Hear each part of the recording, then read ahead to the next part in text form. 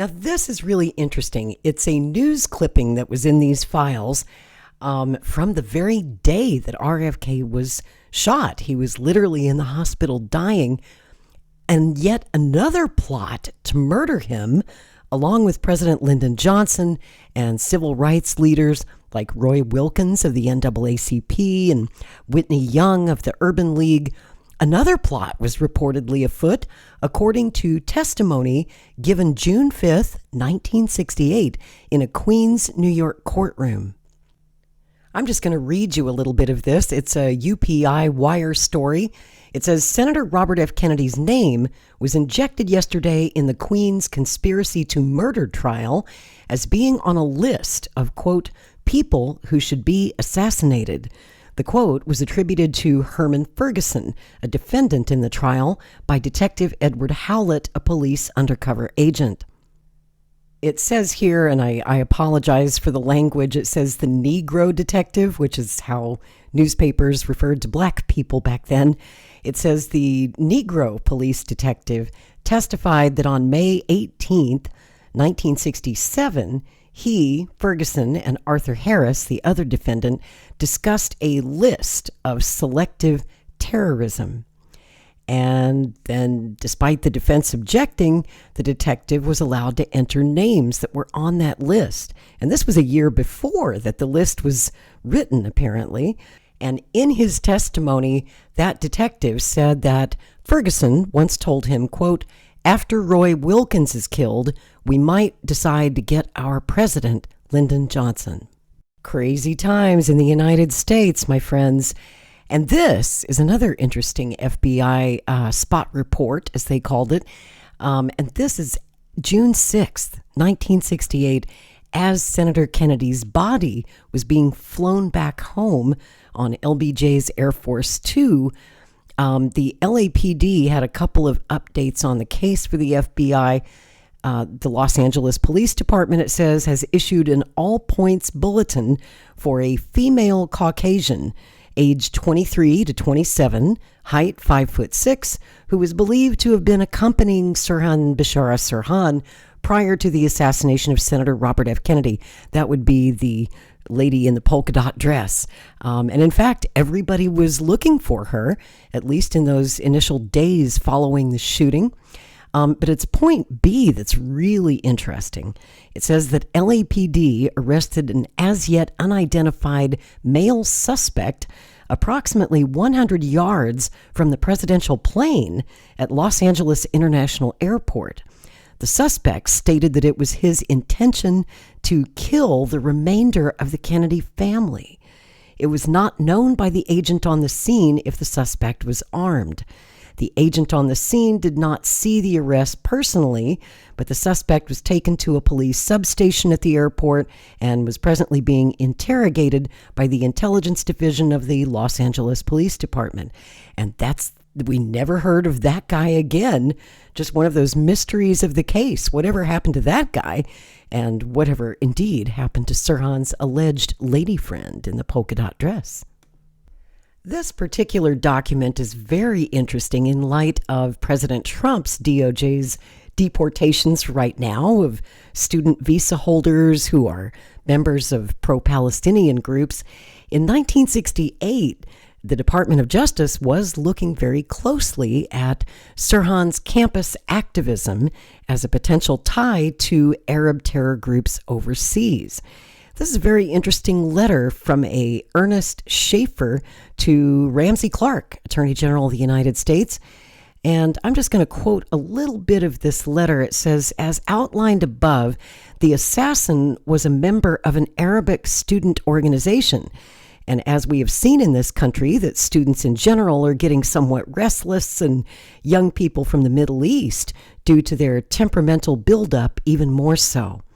We also know for a fact that amongst the Arabian countries, there is a very radical and chauvinistic organization, Al-Fatah, which not only makes constant raids into Israel, but also threatens everybody who does not cooperate with them, including even King Faisal of Transjordan. The letter continues, I cannot help but feel that a good deal of the Arabic student associations in this country are under the very strong influence of this terror organization and have been forced to interfere directly with the inner political affairs of our country by selecting prominent figures for assassination. Therefore, it seems impossible to me that only one man was assigned to kill the senator. The fact that in his pocket was the slip of paper stating that Senator Kennedy had to be killed before June 5th, the outbreak of last year's Middle East war anniversary, seems to indicate even stronger that the whole plot must have been organized in some way. And this internal FBI memo reports that obviously distraught Ethel Kennedy yelled at an ambulance technician to keep your dirty, filthy hands off my husband, and was refusing to let the technicians actually help RFK, and that story's been corroborated many times over the years. So it says, according to an interview with that ambulance attendant, a Max Berman, he had responded to the call at the Ambassador Hotel, and she's telling him to keep your hands off my husband, and they get into an argument in the ambulance while RFK is being rushed to the hospital. And he was questioning Ethel, while en route to the hospital as to what had transpired back at the hotel. She said, quote, "I don't give a damn what you say," grabbed his record book, threw it out of the ambulance while they're speeding down the road. And so he noticed that the senator was having difficulty breathing and was trying to assist him, but he was told by Mrs. Kennedy, "You keep your dirty, filthy hands off my husband." And then she struck him on the right side of his face, which of course stunned him. He further recalled Mrs. Kennedy called to a male associate who was sitting in the front seat to come back here and throw this ambulance man out. He's bothering me. He's asking too many questions. It was further reported by a witness at the hospital that upon arrival there, Mrs. Kennedy grabbed a camera from a newsman, knocking it to the floor, and she also swung at the newsman, hitting him in the chest. Senator Kennedy's bodyguard, Bill Barry, then jumped over the stretcher and punched the newsman squarely in the face. That's how crazy things were that night, folks. On Inauguration Day, 1969, I picked out this document because it's a very emotional letter from a Georgia woman to the new president, Richard Nixon. She said, "Today, when you took your oath, I wondered what your thoughts were. Mine were that if an assassin's bullet had not taken away the life of Robert F. Kennedy, he would have stood where you did. I am certain a thought like that must have crossed your mind, too." She closes her letter, "Assuage some of my heartbreak at the loss of the Kennedys and see that Sirhan comes to justice and to hell as soon as you can." And that's just one of hundreds of letters that flooded into the White House after RFK's murder. We are getting to finally read these letters now for the very first time. And in this one from January of 1969, this one just breaks my heart. The trial of Sirhan had been delayed. For 7 months this went on. And this letter, handwritten in a child's handwriting, says, "Dear President Nixon, my name is blank," obviously redacted. We think that kid's probably still alive. "I am 10 years old. I would like you to tell me what takes so long for someone to be brought to trial. Take Sirhan. I wanted Bobby Kennedy for president before he got shot, but I want to know why it took so long for him to be brought to trial. Please answer me. Thank you, Marjorie Scheer, Maplewood, New Jersey." There were numerous letters to Presidents Johnson and Nixon expressing outrage at Sirhan's continuous delays at getting to trial. Some were just outraged that he had any due process rights at all because he was an immigrant from Palestine and not a U.S. citizen. Some, like this correspondent, wanted to send Sirhan straight to death. Just bypass the trial. Let's not even bother. This letter is dated January 11th, 1969. Dear Mr. Nixon, I was very strong on wanting Bobby Kennedy in the White House, but after he was shot by Sirhan, I was so sad and disappointed. I would like to know, why aren't they sending him straight to the gas chamber or the electric chair? He committed the crime of murder, and the whole world knows it. And it's interesting, though, in the margins at the bottom of the letter, it says, what happened to peace? Sirhan's trial was postponed yet again in January of 1969 when it was supposed to get underway. He kept changing out lawyers, and then Grant Cooper, of course, became lead attorney on the case. And this just caused even more frustration and fury among Americans, especially because you have to remember that James Earl Ray, who was the accused killer of Dr. Martin Luther King, managed to evade authorities and took them on a wild goose chase. He was on the loose for 2 months after the shooting of MLK before he was finally apprehended at London's Heathrow Airport. So there was this feeling in the air that law enforcement and the justice system were failing us. And this is a press clipping that I wanted to bring to your attention because, Sirhan's trial, once it finally did get underway in February of 1969, a lot of people have wondered if it was televised. Of course, the judge did not allow any public television, but this is kind of interesting that the judge, Herbert Walker, actually allowed a sort of closed circuit television setup because the courtroom was too small for all of this media that was coming from all over the world to cover the trial. So they set it up as a concealed camera in the courtroom, and then there were receivers in an auxiliary courtroom on another floor. So that I guess there was no recording of it. Obviously, there are no tapes that exist of the trial. Wouldn't it be great if there were? Unfortunately, there are not. This is a letter to Sirhan from a pissed off American written the day after Election Day, 1968. From a pen dripping with sarcasm, the writer blames Sirhan for handing the country to Nixon. This letter is dated November 6th, 1968, and I'm just going to read it because it's really, really good. Dear Sir Han, having removed an all but unsurmountable obstacle from the path of the Republican presidential candidate, you have not only earned the gratitude of conservative Americans, but become the undisputed kingmaker in this year's presidential contest. Your service to the cause of anti-communism has been of uncalculable magnitude and will not soon be forgotten by the military planners who have worked so hard to escalate a minor civil war in Asia into an ideological confrontation of major proportions. The skillful elimination of Senator Robert F. Kennedy from the political scene and the prevention of an impending Kennedy landslide were executed in the aggressive spirit of your great compatriot, Amin al-Husseini, the Grand Mufti of Jerusalem, who as early as 1942 recognized the extent of the communist menace. This noted Arab nationalist supported Hitler's invasion of the Soviet Union unequivocally, and it can be assumed that many of his Arab followers and other right-wing extremists look upon the war in Vietnam as being a continuation of this original anti-communist crusade. Your bold action has altered the course of history.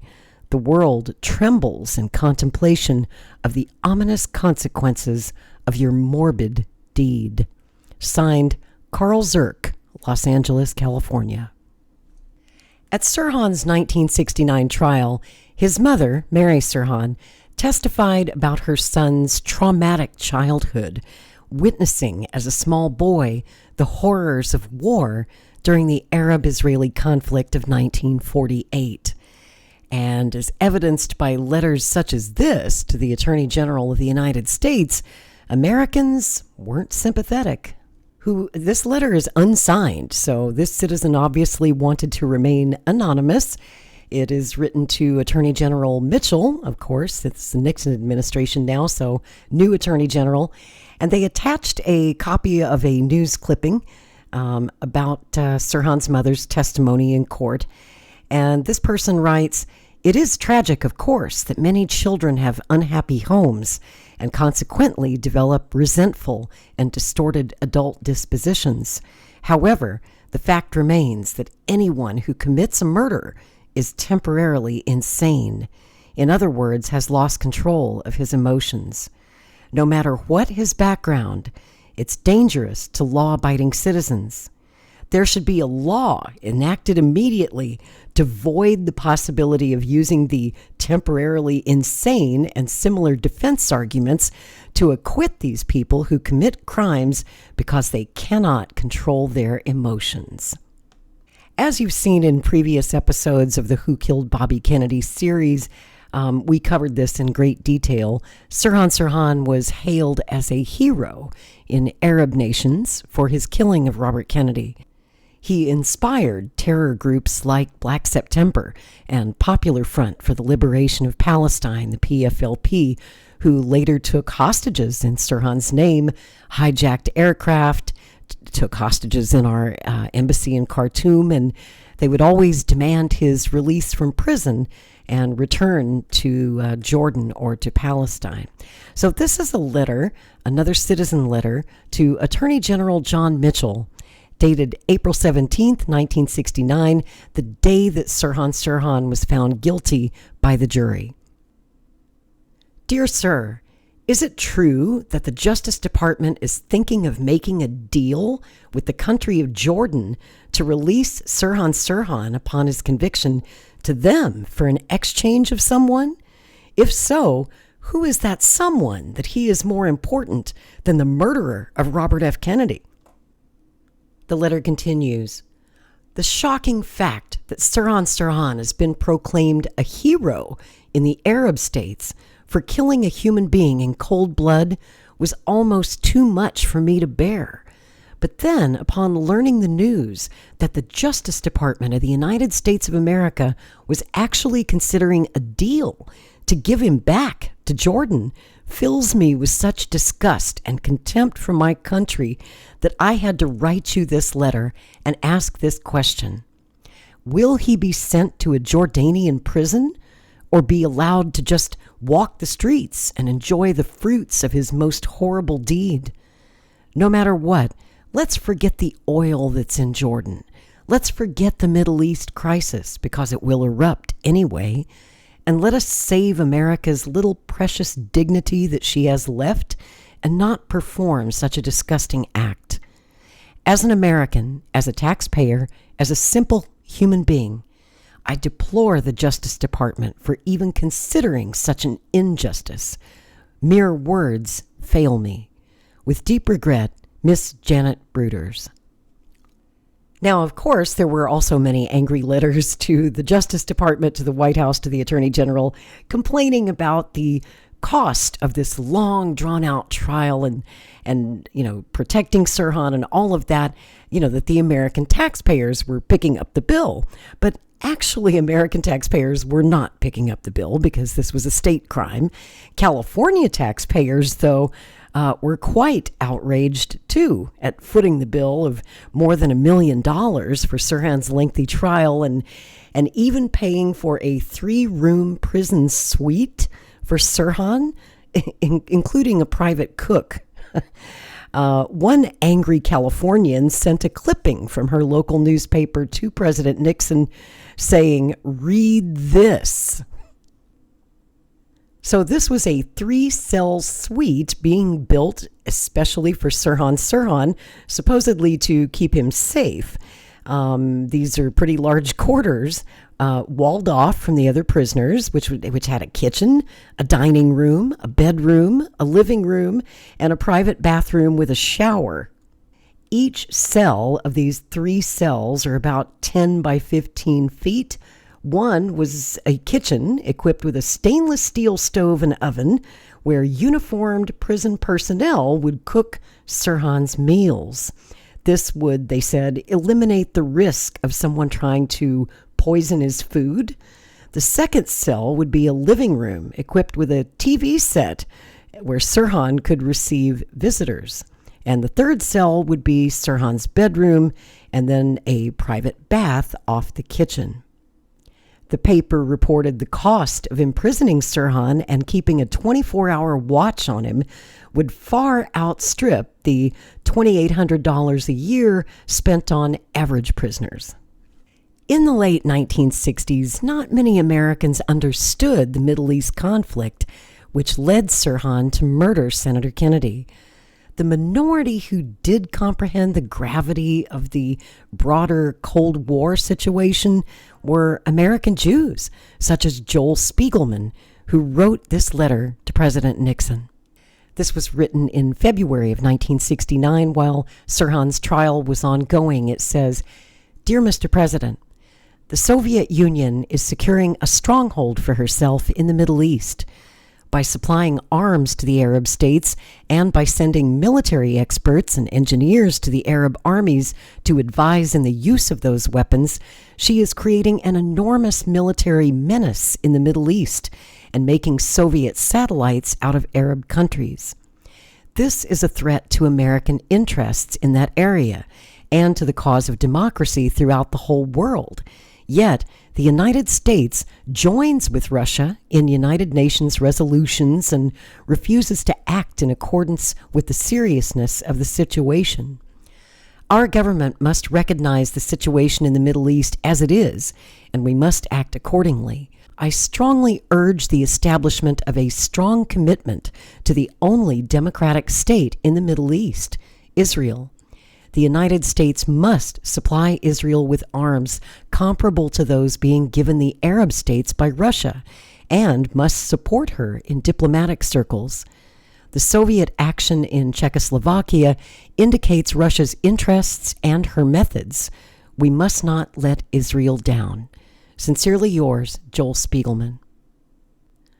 Another interesting letter, this one dated March 4th, 1970, to the Attorney General, John Mitchell, at the Department of Justice. "Dear Sirs, it has come to my attention that the murderer of Robert F. Kennedy is still living. In the midst of scores of people, one Mr. Sirhan committed cold-blooded murder.